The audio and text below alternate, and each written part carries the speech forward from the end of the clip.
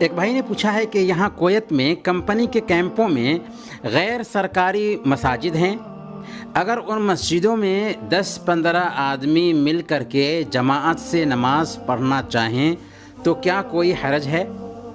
دیکھیں، مسجد میں کویت کے اندر جماعت کی نماز پر پابندی کیوں لگائی گئی ہے؟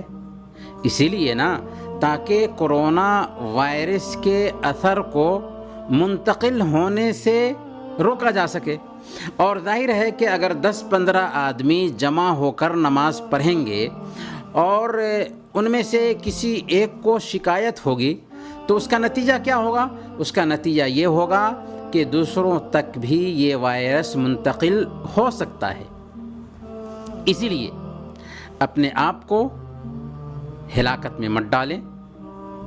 ٹھیک ہے، اگر آپ کو اپنی جان کی پرواہ نہیں ہے تو کوئی بات نہیں، لیکن یہ وائرس آپ تک ہی محدود نہیں رہے گا نا، بلکہ دوسرے بھی اس کے شکار ہو سکتے ہیں اور دوسروں کی جان کا بھی خطرہ ہے۔ اس لیے شریعت کی روح کو سمجھنے کی کوشش کریں۔ ہمارا دین بہت آسان ہے۔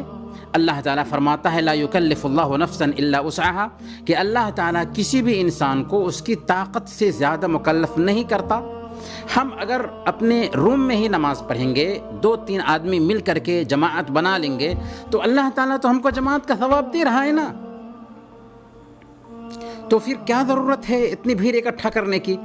اور بار بار ہم نے ایک حدیث بھی پیش کی ہے، اللہ کے نبی صلی اللہ علیہ وسلم صحیح بخاری کی روایت کے مطابق بیان فرماتے ہیں اذا مرض العبد او سافر کتب له مثل ما كان يعمل مقیما صحیحا، کہ ایک بندہ اگر بیمار پڑ جائے یا سفر پر ہو تو بیماری سے پہلے، صحت مندی کی حالت میں یا سفر سے پہلے اقامت کی حالت میں جو کچھ بھی نیکی کا کام کرتا تھا، اللہ تعالیٰ اس کو وہ سارا کا سارا اجر و ثواب دیتا رہتا ہے۔